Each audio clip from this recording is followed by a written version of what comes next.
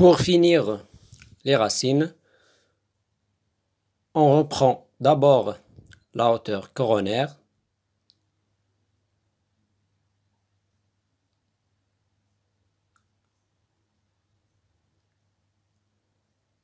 Et puis, on retrace le collet tout autour de la dent.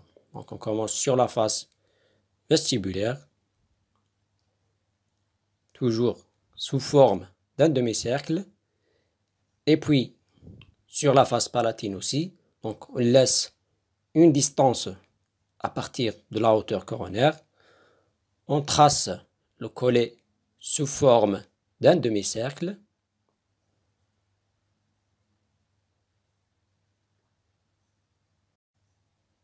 Et puis, on relie sur les faces proximales.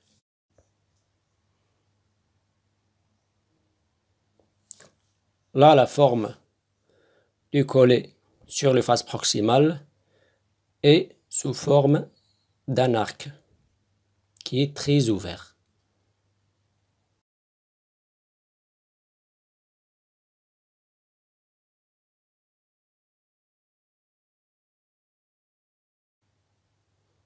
Voilà, on le retrace sur les deux faces proximales.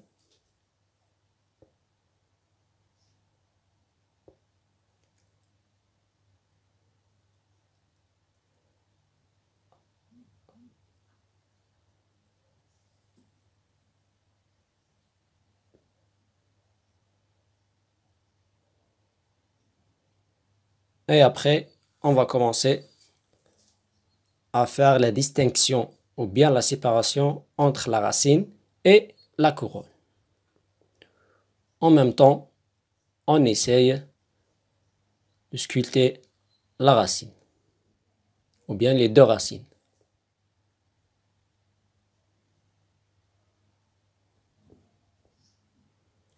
Donc là, au niveau du collet, on trace tout doucement et on gratte tout doucement avec la pointe du couteau à cire. On va faire le tour pour faire la séparation entre la racine et la couronne.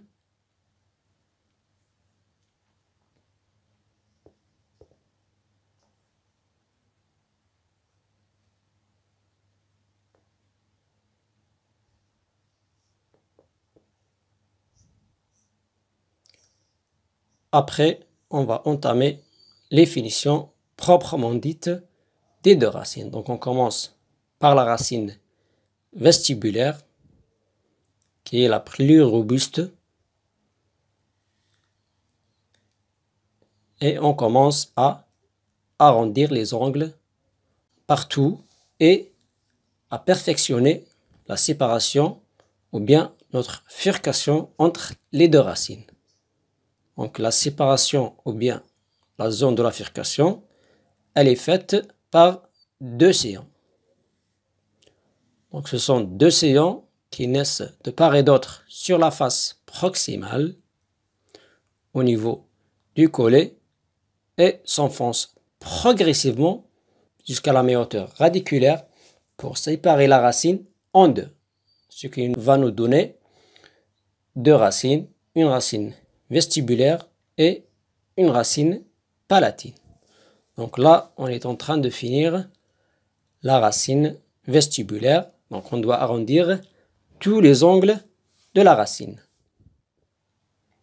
même entre les deux racines dans la zone de furcation. Donc on doit arrondir les racines partout, ou bien de tous les côtés.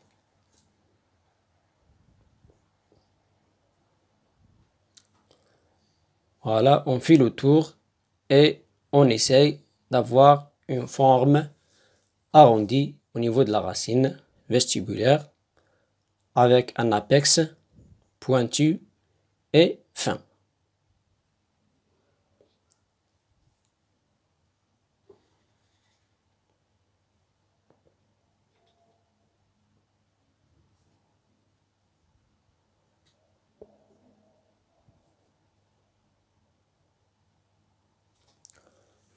on trace bien l'océan entre les deux racines.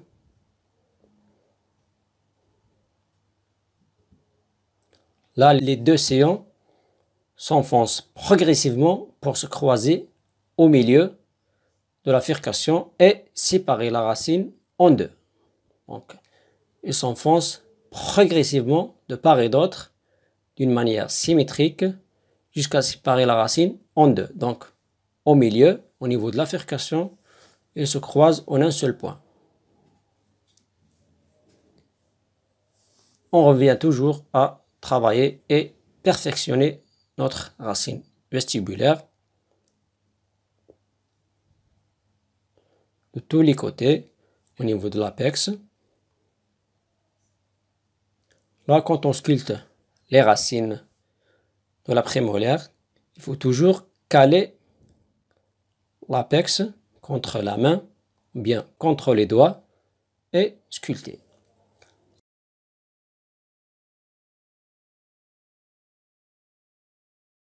On passe à la racine palatine.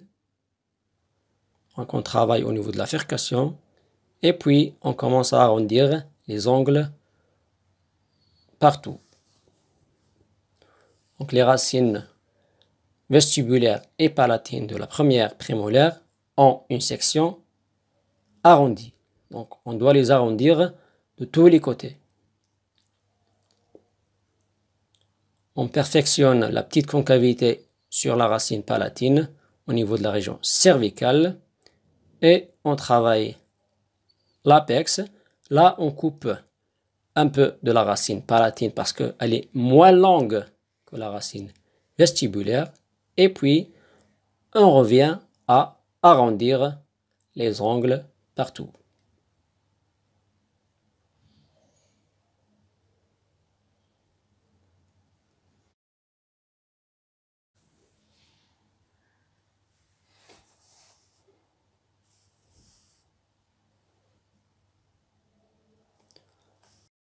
Pour les finitions des racines, il faut prendre son temps et travailler tout doucement et revenir à chaque fois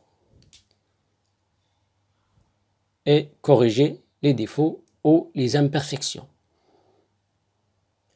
Là, on donne un aspect pointu à notre apex. On revient sur les faces proximales et on essaye d'avoir une forme arrondie de tous les côtés, même au niveau de la région interradiculaire.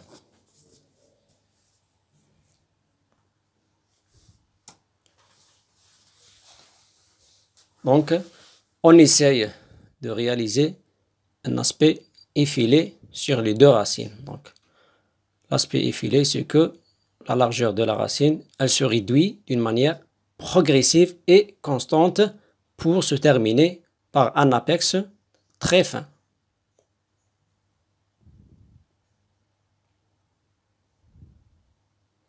À chaque fois, on revient à contrôler et à perfectionner la forme de nos racines.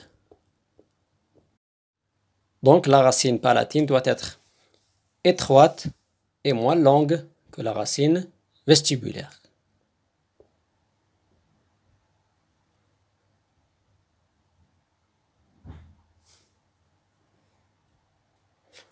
À chaque fois, on revient à perfectionner le sillon qui sépare les deux racines. Voilà.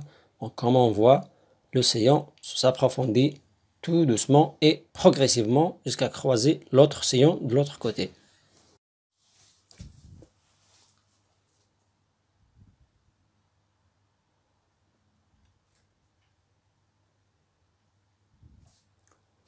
Donc les deux sillons se croisent en une fine lame.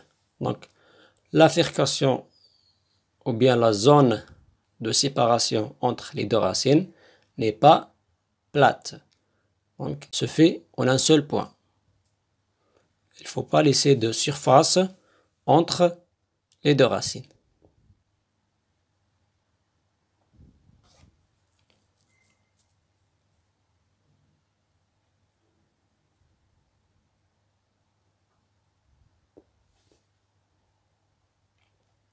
on essaye de perfectionner un peu et toujours la furcation.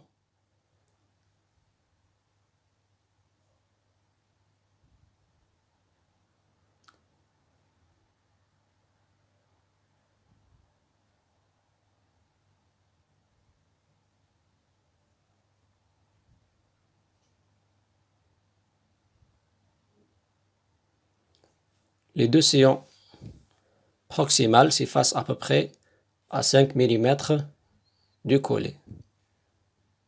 Et après, sur la couronne, ils vont se continuer avec une légère concavité dans le tiers cervical de la couronne.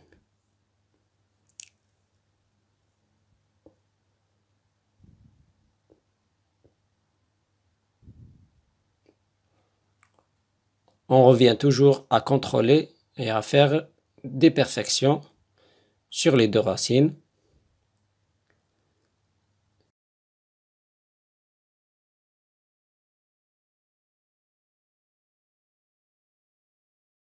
Et à la fin, voilà la forme des deux racines vestibulaire et palatine. Là, on voit la racine palatine.